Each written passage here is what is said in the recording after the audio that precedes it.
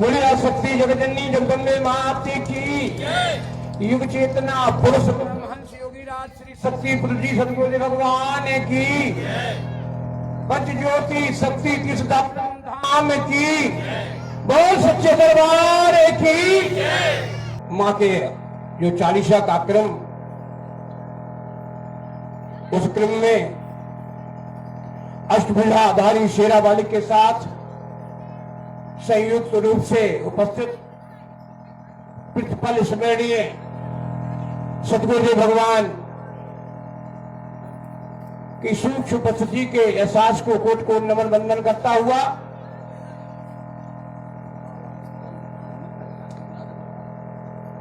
यहां पर उपस्थित भगवती मानव कल्याण संगठन के समस्त कार्यकर्ता पदाधिकारीगण, समस्त मां के भक्त, इस ग्राम के सरपंच पंच बुद्धिजीवी वर्ग, सभी सम्मानित शासन के प्रशासन के अधिकारी कर्मचारी, सभी को सप्रेम जय माता की। यह हमारा सौभाग्य है कि हमें आपके मध्य आने का अवसर प्राप्त हुआ। ये मां की साधना जो 24 घंटे तक चली, इसमें 40 पंक्तियां हैं मां के उच्चारण की। उन्हीं में मां के विभिन्न रूपों का भी वर्णन है और एक भक्त मां से क्या चाहता है उसका भी उसमें उल्लेख है। इसी तरह के क्रम विभिन्न ग्रामों में, विभिन्न घरों में आयोजित किए जाते हैं। इसका जो निर्देशन है वो एक ऋषि के द्वारा प्राप्त हुआ है। उन्होंने ही भगवती मानव कल्याण संगठन की स्थापना की और हम सभी गुमनाम लोगों को, भटके हुए लोगों को एक लक्ष्य, एक रास्ता प्रदान किया।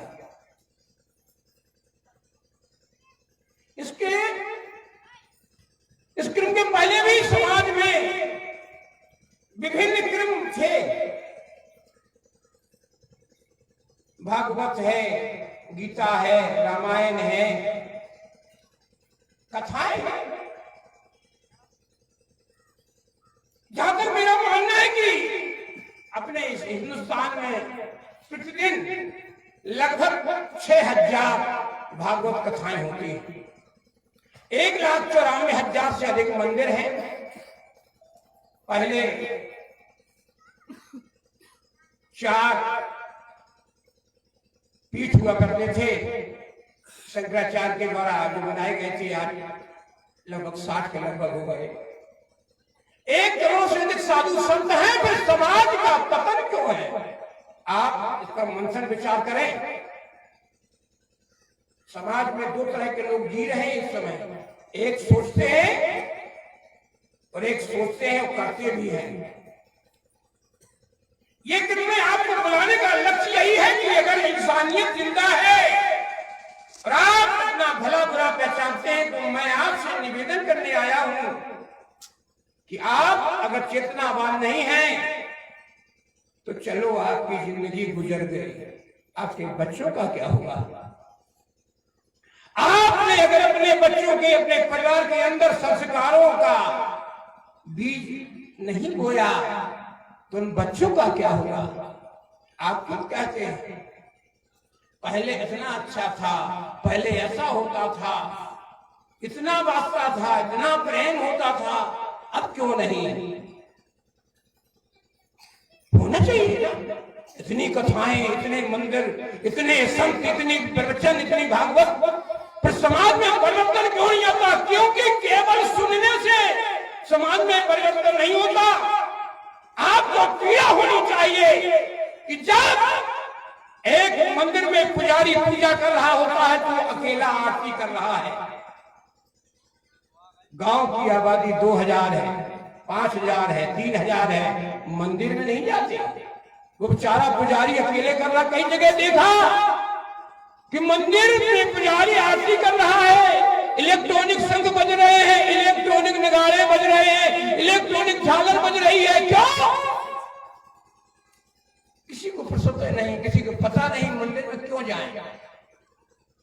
कौन दोषी है? भागवत कथा हमें ज्ञान देती है, हमारे जीवन का राह बताती है।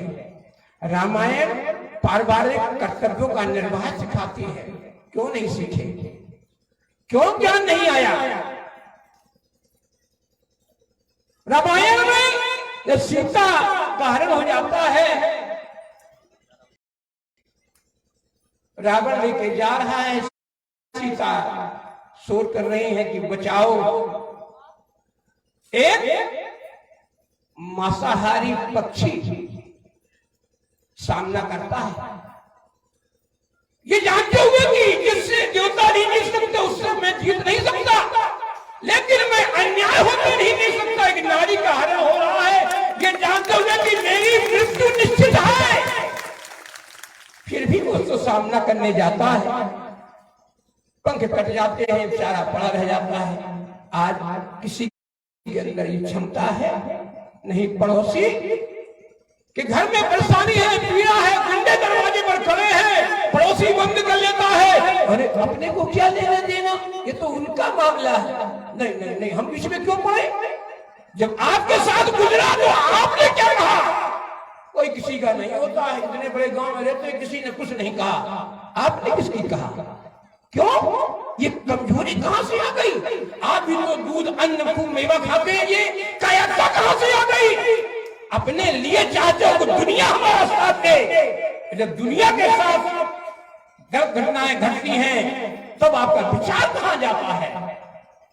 क्यों पढ़ा नहीं क्या? रामायण नहीं सुने, भागवत नहीं सुने? मैं, मेरा संगठन समस्त देवताओं का, समस्त संतों का सम्मान करता है। आपने यहां भी सुना गणेश जी का, बजरंगबली का साधना हम मां की करते हैं। बजरंगबली, भैरव मां की सेवक शक्तियां हैं। अन्य देवता गणेश, शंकर, ये सब सहायक शक्तियां हैं। हम सबका सम्मान करते हैं, लेकिन लक्ष्य हमारा है उस मां से जिस मां के सामने समस्त देवता सर झुकाते हैं, जो हर युग में थी, हर युग में है, हर युग में रहेगी, जिसकी साधना कभी निष्फल नहीं होगी। और बेटा कैसे भी मां को पुकारे, मां नाराज नहीं होती। उस मां के सामने तुम नशा करके जाओगे, शराब पीकर जाओगे, मांस खा के जाओगे, गुटखा खा के जाओगे, फिर कहोगे हम भी बहुत करते हैं, कुछ मिला नहीं, कुछ लाभ नहीं होता। जीवन की प्रक्रिया को समझने का प्रयास करो। जीवन के लिए पैसा कमाना जरूरी है। जो हमारे आश्रित हैं, पत्नी बच्चे, उनकी उदर पूर्ति करना हमारा जरूरी है, कार्य करना जरूरी है। परंतु कुछ तो समय निकालो कि हमारा जिंदा रहना भी तो जरूरी है। तुम जिंदा कैसे रहे? हम चेतनावान कैसे रहे? अगर हमारा माइंड डिस्टर्ब हो गया तो हम कमाएंगे कैसे, घर चलाएंगे कैसे? उसके लिए है चेतनावान बनो। चेतनावान कैसे बनोगे?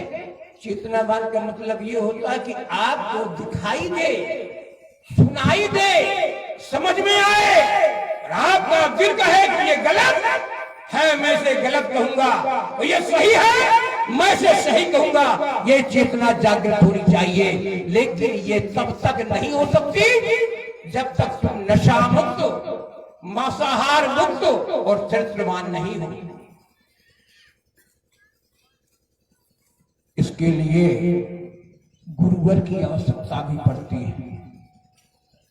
ऐसा गुरुवर जो कहे कि तुम सही चलो, मैं तुम्हारा साथ दूंगा, तुम मेरे रास्ते पर चलो, मैं रास्तों की बाधाएं हटाऊंगा, मैं तुम्हारे घरों में अशांति नहीं आने दूंगा, मैं तुम्हारे सुख नहीं जाने दूंगा, और तुम्हें विकराल परिस्थितियों में भी आत्महत्या नहीं करने दूंगा। ऐसे गुरुवर की आवश्यकता पड़ती है। गुरुवर कैसा हो?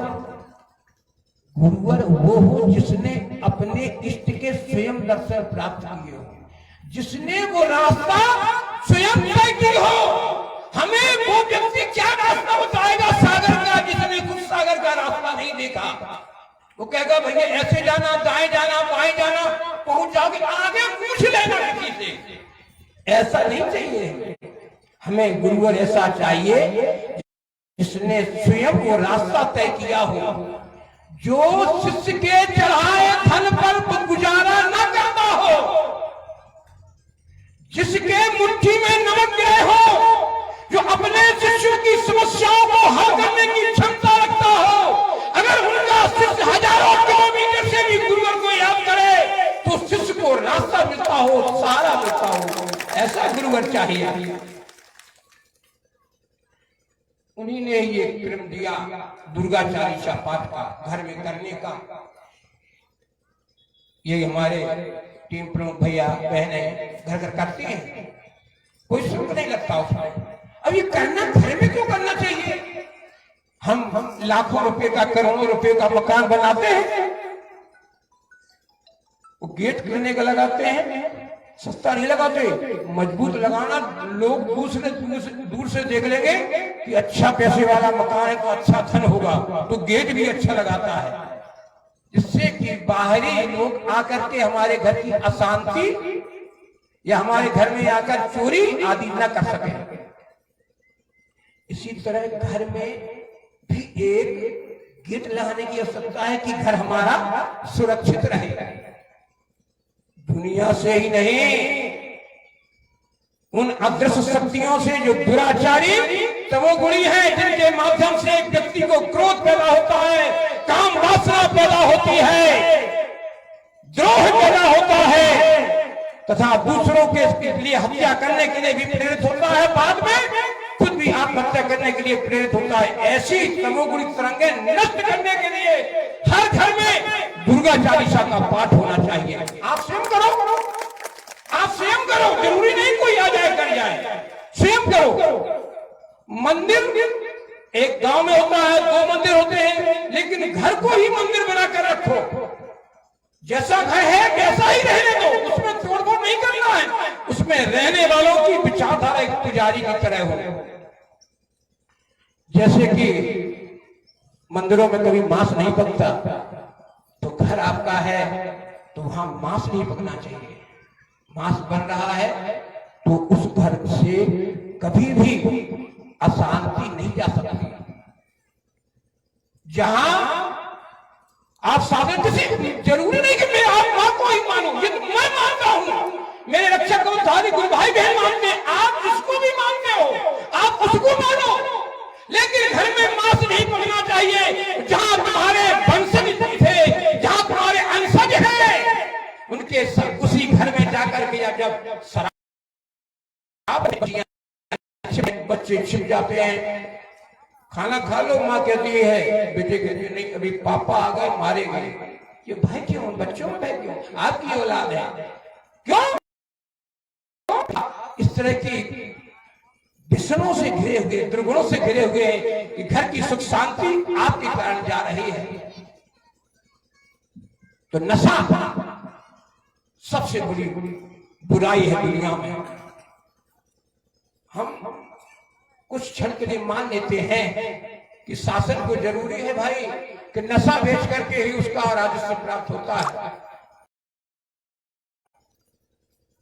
हम इसका विरोध करते हैं, साबित कर सकते हैं कि नशे से जो भी राजस्व आप कमाते होंगे, जो भी व्यवस्थाओं से जुड़े हुए हो, ये जहां आवाज जाए मेरी, नशा कमाने से अगर राजस्व प्राप्त होता है तो जरा उसका हिसाब लगा के रख लीजिए कि नशा करने से तुमने जो राजस्व प्राप्त किया, नशा करने से फिर कितने लोग बीमार बने, इसका हिसाब लिखो। नशा करने से कितने लोगों ने दुर्घटनाएं की, इसका भी हिसाब लिखो। नशा करने से घर में कितनी अशांति, कलह, परिवार का बंटवारा हुआ, इसका भी हिसाब लिखो। और कितने नशा करने वालों को मर जाने के पश्चात, दुर्घटना में मर जाने के पश्चात आपके द्वारा सहायता दान के हिसाब लिखो, बराबर आएगा आपका 0/0 आएगा। ये राजस्व आपका है, आपने राजस्व कमाया है, कभी नहीं। अगर आप शराब का सेवन करेंगे, मांस का सेवन करेंगे, तो आपके अंदर तमोगुणी शक्तियां जागृत होंगी। यही तो अंतर था देवताओं में, राक्षसों में। लेकिन संघर्ष में विफल हो जाते थे, क्योंकि उनका तमोगुण अनुचित जगह पर अनुचित कार्यों में उनके समय और शक्ति को नष्ट कर देता था।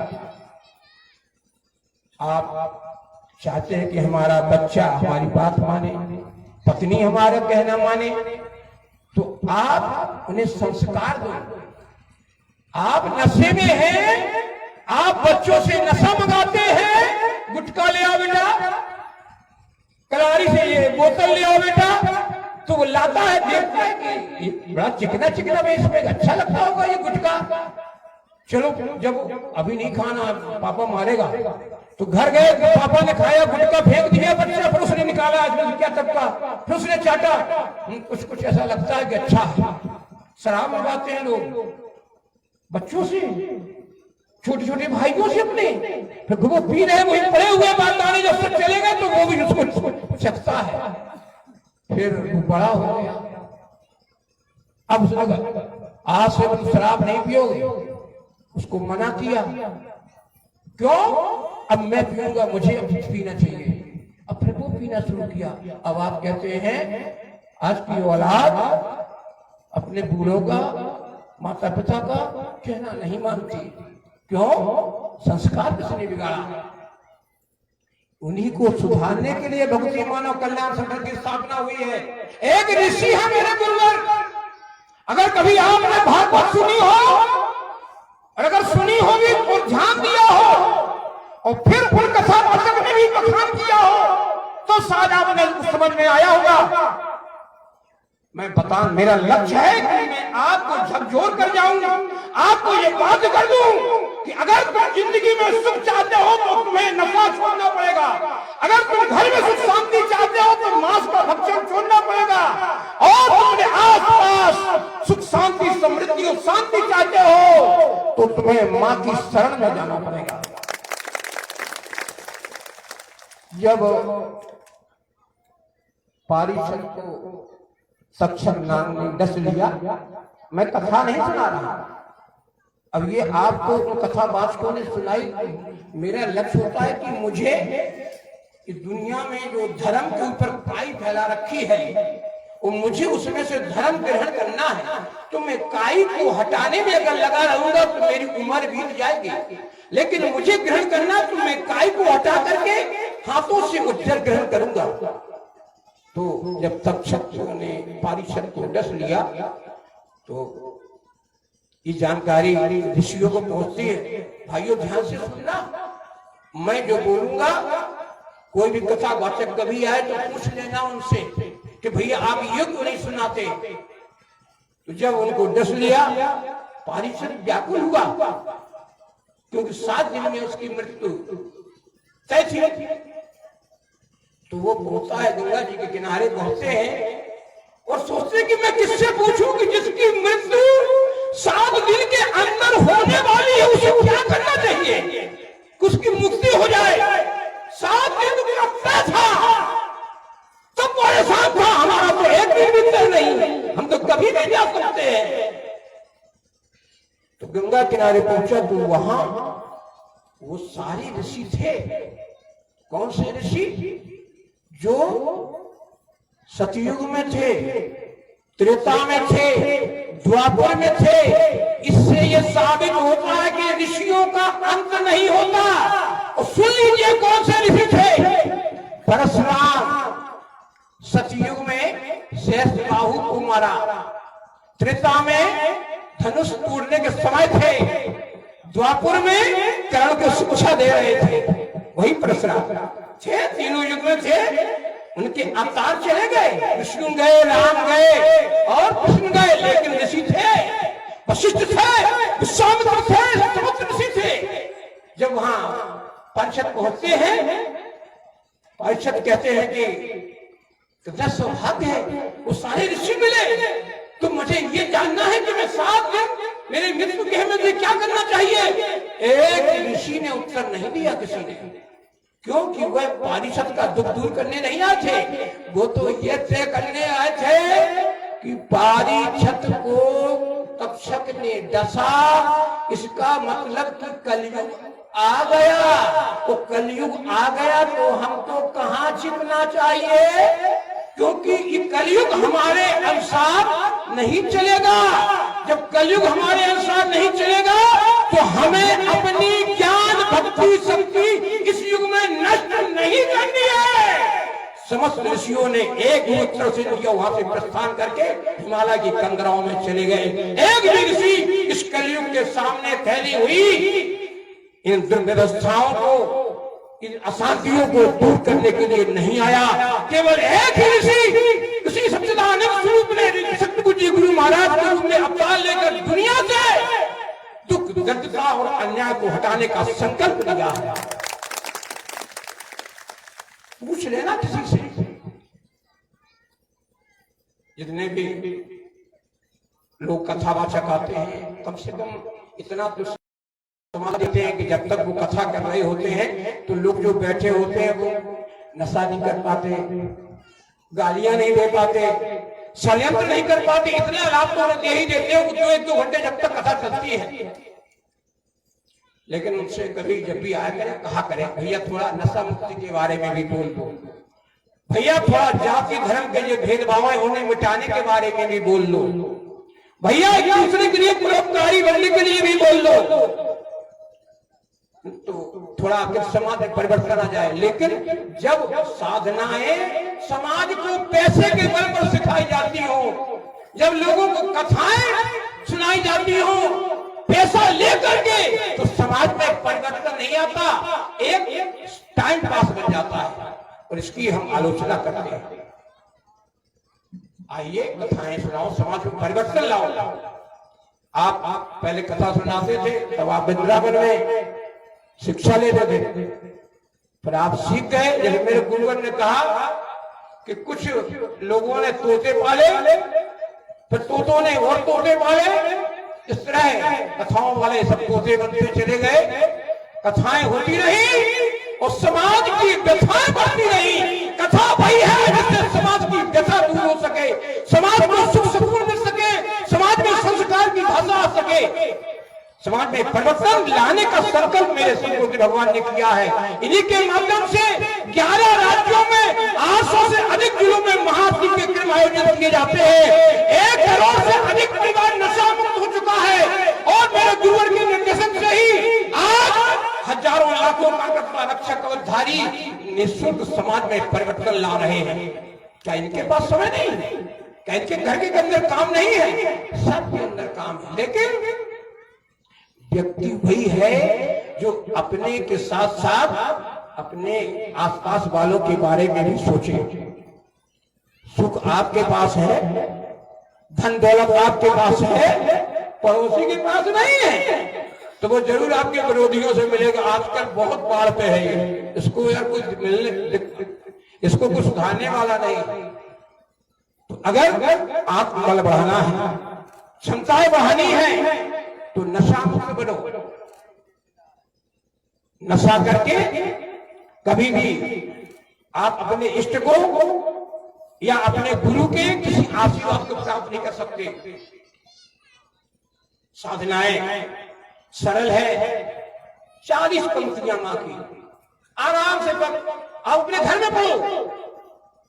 आपको समय नहीं मिलता तो अपने समय में कटौती करो कि आप 6 बजे तक सोते थे, 4 बजे जग जाओ, नहा धो लो, साधना कर लो, जिससे आपके घर के लोग ना कहें यही काम का समय है, आप अपना ये साधना लेके बैठ गए।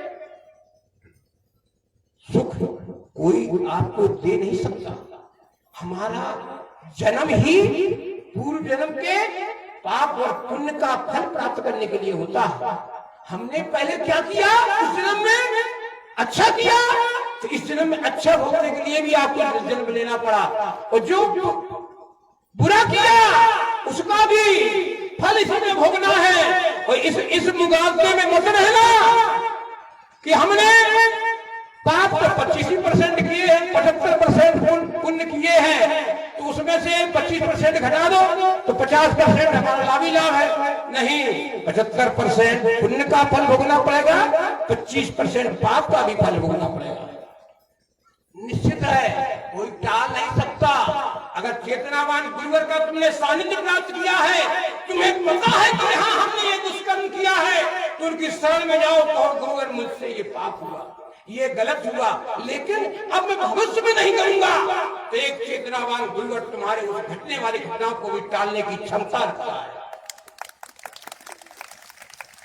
आप गरीब हो, अमीर हो, किसी भी जाति धर्म के हो, घर में जब भी आओ ये भरोसा रखो कि ये घर हमारा है, इसमें हमारे पूर्वज रहते थे, इसमें हमारे बच्चे रहेंगे, तो उनके लिए हम धन दौलत के साथ साथ संस्कार छोड़ के जाएं।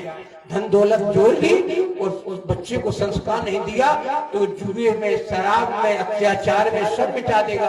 आपने तो पेट काट काट करके सब जोड़ जोड़ कर रखा है, तो संस्कार भी दो। ये सरकार नहीं देगी, कोई नहीं देगा, ये तुम्हें खुद समझने के लिए आगे बढ़ना पड़ेगा। सरकार को पता है कि वाहन की रोज दुर्घटनाएं होती हैं, क्या किसी शिक्षा में कक्षा 1 से हाई स्कूल तक पढ़ाया जाता है कि वाहन ऐसे ऐसे चलाना, ऐसे मत चलाना बड़ा दुर्घटना घटेगी? नहीं, आप तो वाहन का लाइसेंस बनाओ, चलाओ और लूटो मरो।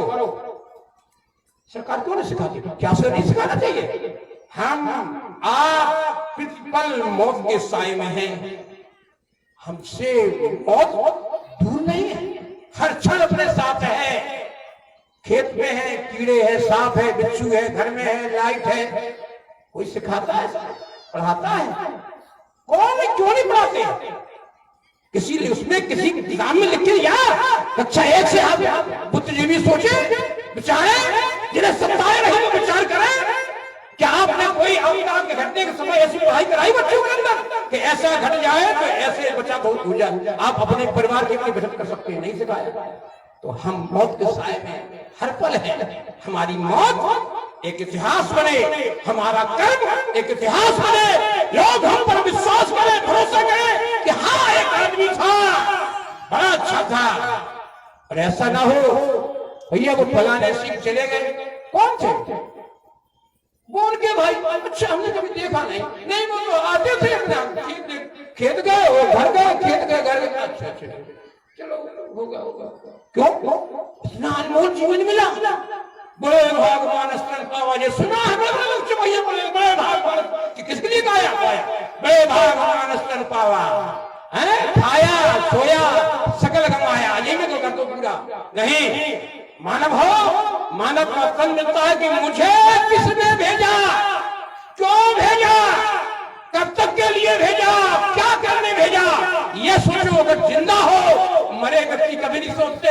मरे व्यक्ति जो चलायमान व्यक्ति होते हैं, एक व्यक्ति जिंदा है लेकिन चलायमान भी है, लेकिन मरे के समान है। खाना मिल गया, खाया, किसी की भी सत्ता आई, आ गई, चली गई, मेरे को इतना नहीं बनने वाला, क्या है, अरे सब भैया ऐसा ही है, अब ऊपर वाला जब करेगा तो करेगा। नहीं, ऊपर वाला कभी नहीं करता, सब हमें करना पड़ता है। ऊपर वाला तब करता है जब संसार एक लीन हो जाता है सागर में, जिसे सृष्टि की तबाही कहते हैं, तब ऊपर वाला करता है संसार सृष्टि को बचाने के लिए। जब तक हम हैं तब तक हमें और आपको सुधार करना पड़ेगा। राष्ट्र की रक्षा कौन करेगा? सैनिक करेंगे, सैनिक और राष्ट्र रक्षा करेगा। आपने लाइट के तार चोरी कर लिए, फ्री में लाइट जला रहे, पानी देने के लिए सड़कें काट दी, उसका मोटर चुरा ले गए, भगवान नहीं देख रहा है, आपको मजा आया, अरे उसका काम बिगाड़ दिए, मजा आ गया। अब जब ऊपर वाला तुम्हारा बिगाड़ेगा तो कहेंगे लोग बड़ा मजा आया। कभी किसी के दुख में आनंद लेने का प्रयास मत करो, प्रयास करो कि मैं उसका कैसे उसके आंसू पोंछ सकूं। यही तो धर्म है। मंदिर गए, नारियल फोड़ा, ये धर्म नहीं है। धर्म वाला है इंसानियत का। तुम किसी धर्म के मानने वाले हो, तुम्हारे द्वारा किसी को पीड़ा ना पहुंचे, वो धर्म है। तुम्हारे द्वारा किसी का हित किया जाए, ये धर्म है। तुम किसी का सहारा बनो, ये धर्म है। पर हित सरित धर्म नहीं भाई। रामायण पढ़ के सुन के हमारे तो सदियों से रामायण घर में होती आ रही है, लेकिन दूसरों के खेतों में छुट्टा जानवर उसके खेत में घुसे उठे, उसका चल जाए मेरा खेत बच जाए। यह आपको उस रास्ते से मैं बढ़ने नहीं देगा। ये आप चाहते हैं, वही लोग कहते हैं आजकल भगवान कहीं नहीं है। कहाँ है भगवान? भगवान जाने कहाँ सुन रहा है। भगवान जाग रहा होता और तुरंत किया होता तो दंड दे रहा होता, तो सोचो क्या हो रहा होता, फिर क्या हालत होती। इसलिए भगवान के साथ रहो कि भगवान तुम्हारे किए गए दुष्कर्म को कुछ समय के लिए देखता रहता है कि शायद सुधर जाओ। इसलिए हम जैसे लोग आपसे निवेदन करने आए हैं कि भैया जो हुआ सो हुआ, अब ना हो, क्योंकि हम और आप इससे मांगे कि 8 भुजा वाली है, 2 हाथ वाला क्या देगा? 2 हाथ वाला देगा तो कभी फिर वो मांग लेगा। हम भी इन्हीं 8 भुजाधारी वालों से लोग मांगते हैं, आप भी अपनी मां से मांगो। और अगर मां देने में अगर कमी करे या हमारी पात्रता ना हो तो गुरुवर का प्रयास करो कि हे गुरुवर तुम मेरे जमानतदार बन जाओ, मैं सुधर जाऊंगा, मां से मुझे ये दिला दो।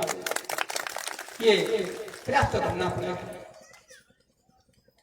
कभी गरीबों का सहारा बना, किसी गरीब के यहाँ शादी हो रही है, दे आओ, चुपके दे आओ। घर में लड़ाई होती है कि कहां से दे आए, चुपके से दे आओ। किसी से मत कहो कि हमने उसकी मदद की। कोई बच्चा जिसने पढ़ाई छोड़ दी पैसों की कमी के कारण, उसकी मदद करे आओ। वो कहो मत किसी से कि मैंने ये किया, क्योंकि जिसे कोई नहीं देखता उसे ऊपर वाला देखता है। और कभी भी समाज से अपने किए गए सत्कर्मों से सम्मान लेने का प्रयास मत करो कि हमारा सम्मान बड़े लोग तो बहुत बड़े हुए हैं, वो कुछ करते रहते हैं, क्योंकि वह जिसने सम्मान ले लिया उसने अपने किए गए सत्कर्मों का फल दुनिया से ले लिया। और तुम्हें दुनिया चलाने वाले से सत्कर्मों का फल लेना है तो जुट जाओ दिन रात, किसी का अहित नहीं करूंगा, जो भी बन पड़ेगा दूसरे के सम्मान और हित के लिए कार्य करूंगा। यह सोचो। हम कभी नहीं कहते कि आप इतना दे दो कि आप कर्जदार बन जाओ, नहीं, उतना करो कि जिसमें आपको परेशानी ना हो, लेकिन करो। जब करने की ये भावना आएगी तभी आपके अंदर सुधार आएगा, तभी सुख आएगा। कहीं भागवत में देखा है ना, भागवत हो रही या कहीं रामायण हो रही, कीर्तन हो रहा, अखंड कीर्तन चल रहा है, पीछे कहीं दूसरे जगह लोग लगे हुए, चिल्म पे चिल्म लग रही है। भैया रामायण कहां तक पहुंच गई, कहां हो रही, मजा आ रहा है, बहुत अच्छी हो रही है, कुछ नहीं सुना हो रहा नहीं, वो तलाश की कहां हो रही भागवत रामायण। वो इसीलिए जाते यार वहां हमारे, चलो वहां सत्संग करेंगे, सत्संग नहीं करते वो लोग, वो अपने वो संग वाले ढूंढते हैं, उनकी वही भक्ति है। चलो थोड़ा बहुत उनके लिए रोक लिया जाए। आप अभी देखते होंगे नवरात्रि में जगह जगह वो माँ के रखते हैं ना, वो दरबार बनाते हैं, माँ की प्रतिमा रखते हैं, भक्ति, अच्छा बात है, बढ़िया। पहले नहीं था, 20-25 साल पहले नहीं था। ये गुरुवर की चेतना का प्रभाव है कि समाज में माँ की भक्ति आई। तो माँ को नवरात्रि का समय में माँ की प्रतिमा रखते हैं, साधना करते हैं, सारे दिन भर बंद रहेंगे, रात में खुलेंगे। आज की दूसरा कर रहा है नहीं, तो फिर कुछ लोग आ गए, चंदा इकट्ठा हो गया, अब 9 दिन हो गया, चलो जल्दी से प्रतिमा प्रवाहित करके आ रहे हैं। 9 दिन गुजर गए यार, 9 दिन से नहीं पी न खाई, 9 दिन हो गए यार। अब तो आप रुक नहीं सकते, कहां गई भक्ति? ये क्या है, ये मजाक है क्या कि तुम्हें ये लगता है कि मैं अपनी मां को बर्बाद करके आऊं फिर मैं खुश हो जाऊं? किसी की मां बनने के जाने के बाद मुझे सोचता है क्या?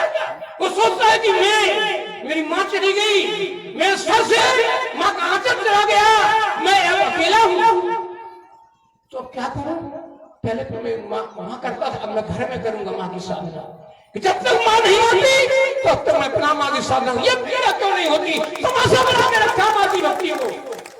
मां की भक्ति कैसी भी करो, मां कभी नाराज नहीं होती। सुबह उठो, बस प्रयास नहीं करो, सुबह उठ जाओ, सूर्योदय ना हो पाए, अपने घर जिसे मानते हो, कुछ नहीं आता, माँ करो, माँ वो कुछ नहीं है, पत्रिका है, पेपर है, उसमें दुर्गा चालीसा का पाठ है, नहीं बनता किसी को बुला लो, ये निःशुल्क करते, कोई नहीं, आप घी का दीपक जला दो, 5 घंटे का 24 घंटे का 40 पाठ करेंगे, घी नहीं है, घी पर भी ध्यान रखना। वो वाला घी मत लाना, पूजा वाला घी दे दो भाई। क्या भाव है? 250 रुपया किलो। पूजा वाला घी 250 रुपया किलो होता है। तो जब वो उसमें मिलावट वाला घी जलाओगे वो उसकी रंगें जोड़ती हैं। नहीं, घी नहीं है, शुद्ध तेल है, तेल जला। गरीब है नहीं, कोई बात अगरबत्ती करेगा, लेकिन भक्ति भाव से करो। ये नहीं कि 3 प्रमुख आ गए और वो ये 40 था, अब कब समापन होगा? 3 बजे। 3 बजे आ जाएंगे जब हम फैसले लेके जा रहे हैं, 2 घंटे बाद आते हैं। नहीं, ये भक्ति नहीं है, इसलिए उसका लाभ नहीं मिलता। मैं आपसे निवेदन करने आया हूँ कि तुम्हारे चेहरे की ये खुशी बरकरार रहे, तुम्हारे घर के में आंगन में खुशी बरकरार रहे, कोई माई का आवाज तुम्हारा सर ना झुका सके, कोई तुम्हारी रास्ते मंजिल में रुकावट पैदा न कर सके। इसके लिए जरूरी है कि आओ और माँ के चरणों में संकल्प लो कि हम आज तक जो किया सो किया, अब भविष्य में कभी मांस का भक्षण नहीं करेंगे, कभी नशा नहीं करेंगे और कभी ऐसा कार्य नहीं करेंगे कि दूसरे की क्षति हो, दूसरे का नुकसान पहुंचे। ये संकल्प लो, यही भक्त का मार्ग होता है, ऐसे नहीं होता। दूसरे का चुराया हुआ मोबाइल, दूसरे की चुराई हुई संपत्ति सुकून नहीं देती, चंद पल के देती है। अरे मिल गया, मजा आ गया, फिर वो मैं ब्याज के दूसरा ले जाता है, वो कहता मुझे मजा आ गया, वो तुम्हारा ले जाता है। इन चीजों को सुधारने की आवश्यकता है। 22 और 23 जनवरी को सिद्धाश्रम पर शिविर है। गुरुवर का निर्देशन, चिंतन और उपस्थिति की आरती का लाभ मिलेगा। गुरुवर केवल शिविर में ही दीक्षा देते हैं। आधुनिक समाज में व्यक्ति पैसों से तुलना करते हैं, क्षमता तलाशते हैं। तो मेरे गुरुवर के चरणों में आप करोड़ों रुपए चढ़ा दो, आपको दीक्षा नहीं मिलेगी। दीक्षा शिविर में ही मिलती है। किसी भी जाति धर्म के हो, किसी भी संप्रदाय के मानने वाले हो, कोई भेद नहीं, कभी भी जाओ और दीक्षा लेने के पहले हो एक बार मिले आओ तो ठीक है कि गुरुजी हम भी देख लें, पर बाद में दीक्षा लेंगे कि हैं कैसे गुरुजी। तो गुरुवर से मिलने का समय मिलता है, कोई जिज्ञासा हो तो सुनाओ उनको जाकर के। फिर 23 जनवरी 22 में चले जाना। आप अपने सुख के ढूंढने का रास्ता आपके पास है, कोई दूसरा नहीं दे सकता। आपको पैसे की मदद आपके रिश्तेदार प्रसिद्ध कर सकते हैं, लेकिन धर्म शक्ति की मदद कोई नहीं कर सकता। ये केवल गुरुवर करते हैं कि अपने शिष्य को अपने चेतना अंशों के रूप में उन्हें कुछ न कुछ प्रदान करके उन्हें चेतनावान बनाते हैं। आप भी मेरी इस प्रार्थना को स्वीकार करें, प्रयास करें, इससे आपके जीवन में परिवर्तन आए, आपके घर की माता बहनें भी खुश रह सकें। आप जब बिना नशा के घर में जाओगे, घर की समस्याओं को सुनोगे, समझोगे। जब नशा करने के बाद ये ध्यान नहीं रहता कि ये मेरी बच्चा है, मेरे पत्नी है, मेरा परिवार का सदस्य है, उसे नहीं पहचान पाते, तो फिर उस सत्ता को क्या पहचान पाएंगे? मद है ये, मद चाहे पैसे का हो, चाहे शराब का हो, चाहे अपने जन्म का हो।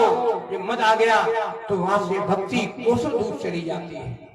आप कितने भी क्षमतावान हो, आपसे अनुरोध है, मेरा निवेदन है इस क्षेत्र के लोगों से भी, भैया आप अगर किसी तरह के नशे का व्यापार करते हैं, पीछे हटने का प्रयास करो, उसे छोड़ने का प्रयास करो।